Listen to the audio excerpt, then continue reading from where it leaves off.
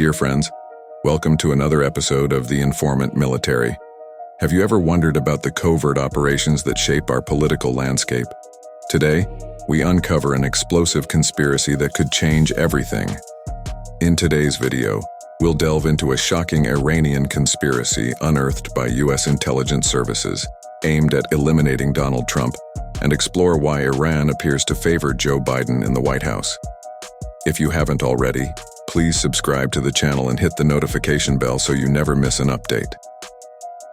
According to a report published by CNN on Tuesday, July 16th, U.S. authorities have uncovered an Iranian plot to assassinate Donald Trump.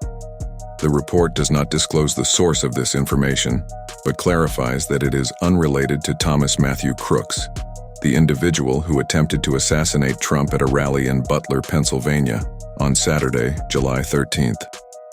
The CNN report also leaves us questioning whether this conspiracy was discovered before or after the assassination attempt, raising significant concerns about the efficiency and responsiveness of the Secret Services in protecting Trump during that event. As I mentioned in a recent video on the channel, Trump, being a former president and a presidential candidate, should be under stringent protection by Secret Services, especially at large public events like political rallies.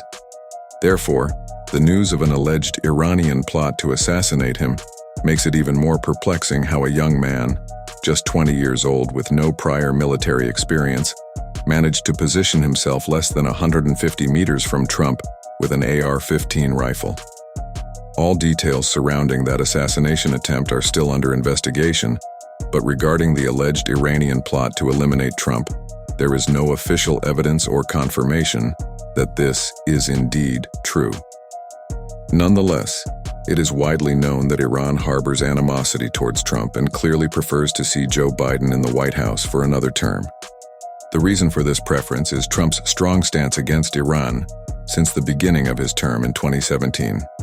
Just 2 years earlier, in 2015, Iran had signed an agreement brokered by President Barack Obama, lifting various economic sanctions in exchange for Iran's commitment to reduce its enriched uranium stocks. Besides reducing the stocks, Iran agreed not to enrich uranium beyond 3.67%, well below the 90% needed for nuclear weapons production. However, when Trump took office, one of his first measures was to accuse Iran of violating this agreement, claiming that the Iranians were lying and exploiting the lifted sanctions to advance their nuclear weapons program. This led to the U.S. withdrawing from the Iran nuclear deal in 2018, reinstating all the sanctions that had been lifted in 2015. As you can imagine, this move deeply angered Tehran, which saw tens of billions of dollars frozen in foreign banks and faced significant obstacles in acquiring equipment and supplies for its nuclear weapons development. 2 years later, on January 3, 2020, Trump personally ordered a severe strike against Iran, the attack that killed General Qasem Soleimani, the commander of the Quds Force, responsible for coordinating various terrorist groups in the Middle East. With Soleimani's elimination, Iran lost a key figure in coordinating its actions against Israel and American interests in the region, further infuriating Tehran. We must also not forget the April 2017 attack, where Trump ordered the launch of 59 Tomahawk missiles against Syria. Although not directly against Iran, this attack destroyed several warehouses allegedly storing tons of Iranian weapons and munitions in Syria.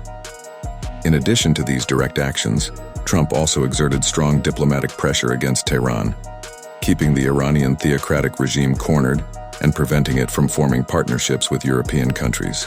However, with Joe Biden in the White House since 2021, all this pressure has started to wane. While no sanctions against Iran have been lifted, and some new ones have even been imposed by Biden, Iran has gained much more freedom of action diplomatically and militarily. The U.S. has significantly reduced its actions aimed at weakening Iran's military capability in the Middle East. This perceived lack of determination and strength by the U.S. has emboldened Iran to take previously unthinkable measures, such as the direct attack against Israel between April 13th and 14th, 2024, where Iranians launched the largest coordinated missile and drone attack in history. Biden's U.S. limited its response to defending Israel from these attacks. but did not take effective action to prevent Iran from repeating an attack of the same magnitude in the future. Similarly, in the Red Sea, Iran continues to arm and finance the Houthis in their numerous attacks against civilian merchant ships, with the U.S. once again limiting its response to defensive actions. There is a clear contrast between Trump's aggressive stance against Iran from 2017 to 2020 and Biden's more restrained approach since 2021. Therefore, if Iran could choose the next U.S. president, there is no doubt that its choice would be Joe Biden, reinforcing, but not confirming, the theory of an alleged Iranian conspiracy to eliminate Trump from the presidential race. Stay tuned for more updates on this developing situation, and remember to subscribe to our channel for the latest insights and analyses on global military affairs.